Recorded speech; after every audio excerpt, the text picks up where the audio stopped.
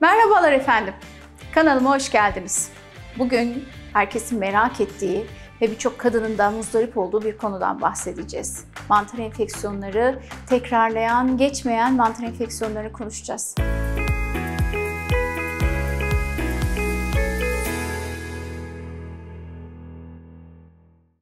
Tedavisi mümkün mü? Elbette ki mümkün ama biraz uzun ve meşakkatli bir süreç. Öncelikli olarak bu mantar nedir? Mantardan biraz bahsetmek istiyorum. Kadınlarda vajinal mantar enfeksiyonlarına neden olan mantarın adı Candida. Candida birçok versiyondan oluşan, birçok alt tipinin olduğu bir mantar türü. Ağızda, bağırsakta, vajina mukozasında normal koşullarda aslında flora elemanlarından birisi. Fırsatçı bir mikroorganizma, diğer bakterilerle birlikte dengede yaşıyor. Ancak vücudumuzda bazı denge durumu bozulduğu zaman işte bu mantar hücreleri aktifleşiyor, enfeksiyona neden olabiliyor.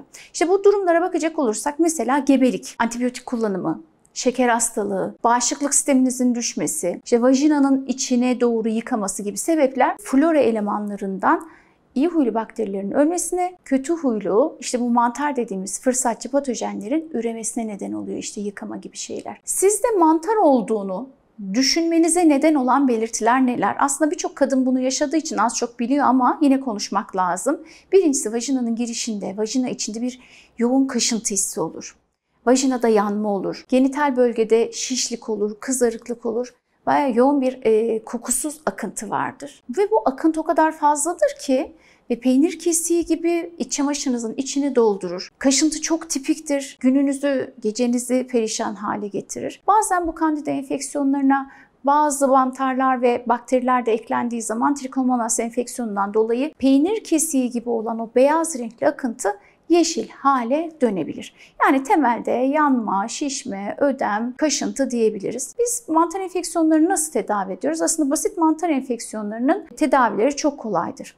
Ancak bazen kısır döngüye neden olan alışkanlıklarımızı bulup değiştirmemiz gerekiyor ki işte o zaman tekrarlayan enfeksiyonlardan korunmanız gerekiyor. İşte birinci adım ne? Genital bölgenizin kuru tutulması. Ayrıca genital bölgenizin hava almasını sağlayan çamaşırlar giymeniz gerekiyor. İşte pamuklu iç çamaşırları. Hatta bunları ütüleyerek de kullanabilirsiniz. Özellikle bu sık tekrarlayan mantar enfeksiyonunuz varsa. Bu naylon, hava almayan, dar, sıkı, vücuda oturan kıyafetleri çok tercih etmeyin. İç çamaşırlarını çok tercih etmeyin. Genital bölgenizin kuru tutulmasıyla beraber temizliğine de önem verin. Bu bölgeyi sabunla yıkamayın.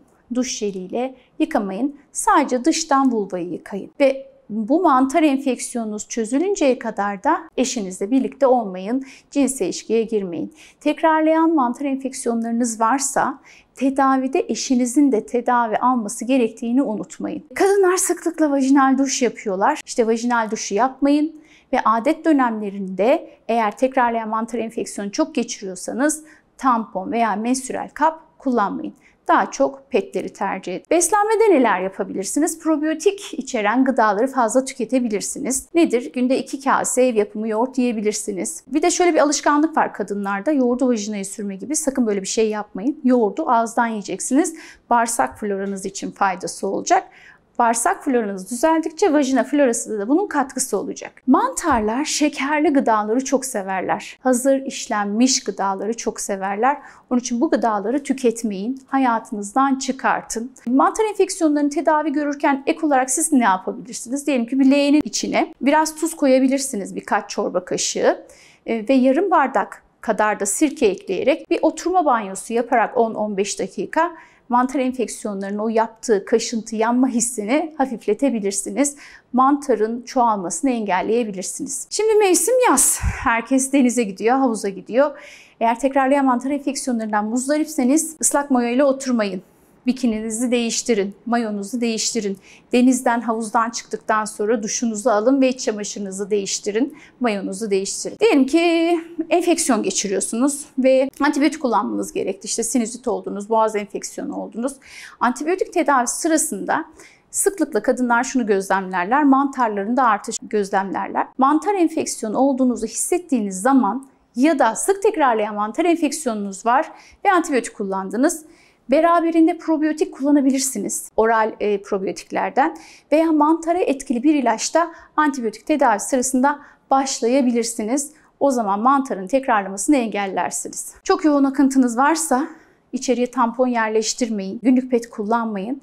İç çamaşırınızı mutlaka günlük değiştirin. O zaman o kısır döngüyü birazcık kırmış olursunuz. Şimdi her kadın hayatının bir döneminde mutlaka ya gebeliğinde ya genç kızlığında ya işte yetişkinlik yaşamında her kadın mutlaka başına birkaç defa bu mantar enfeksiyonu geliyor. Hepimiz bundan bir muzdarip oluyoruz.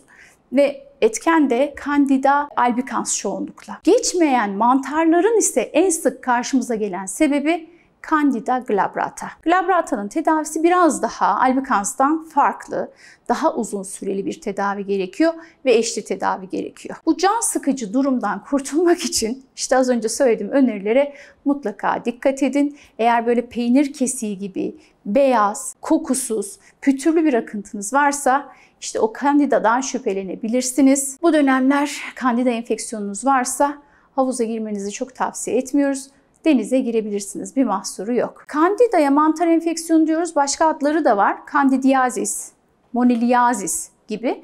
Candida'nın 200'den fazla çeşidi var ve vücudumuzun birçok boşluğunda yerleşir. Bağırsağımızda vardır, ağız boşluğumuzda vardır, vajinamızda vardır. Tek başına enfeksiyon yapmaya aslında güçleri yoktur. Ama bağışıklığınız düştüyse, antibiyotik kullandıysanız, hormonal problem varsa, vajinal duş yapıyorsanız gibi başka sebeplerden işte tekrar fırsatçı hale gelip üreyebilir ve enfeksiyona neden olabilir. Candida bir başkasından bir başkasına bulaşır mı? Aslında çok fazla bulaşmaz. Çünkü zaten bizim içimizde yaşıyor. Yani bağırsağımızda var, ağzımızda var, vajinamızda var. Çoğunlukla bir başkasından almayız. Ama cinsel partnerimizden, eşimizden bulaş birbirimize olabilir mi? Evet, olabilir. O noktada da tedavi olurken eşli tedavi olmamız gerekiyor. Sevgili kadınlar, dün dostunuz olan Candida bugün nasıl düşmanınız hale geldi? Çünkü Candidalar fırsatçı patojenlerdir.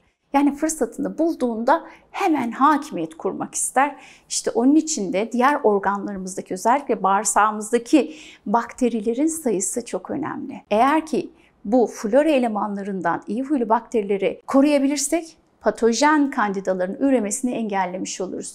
Aslında bizimle birlikte yaşayan Candida albicans bazen faydalı da olabilmekte. Süt ürünleri fazla tükettiğimizde, vajinayı yıkadığımızda, bağırsak sağlığımıza dikkat etmediğimizde işte bu fırsatçı patojenler, Candida albicans, Candida glabrata özellikle vajinal mantar enfeksiyonlarında rol oynamakta. Geçmeyen mantar enfeksiyonlarını önlemeniz mümkün. Bağırsak sağlığınıza dikkat edin, beslenmenize dikkat edin, iç çamaşırlarınızı günlük değiştirin, nemli hale getirmeyin, kuru tutun, naylon iç çamaşırları giymeyin, ıslak mayayla dolaşmayın, antibiyotik kullanmanız gerekirse probiyotikli gıdaları, gerekirse de oral probiyotik ilaçları kullanmayı ihmal etmeyin. Ve en önemlisi eşli tedavi olun. Sizdeki enfeksiyon eşinize geçer, eşiniz tedavi olmazsa size tekrar bulaş olabilir. Candida ile ilgili daha konuşacaklarımız var.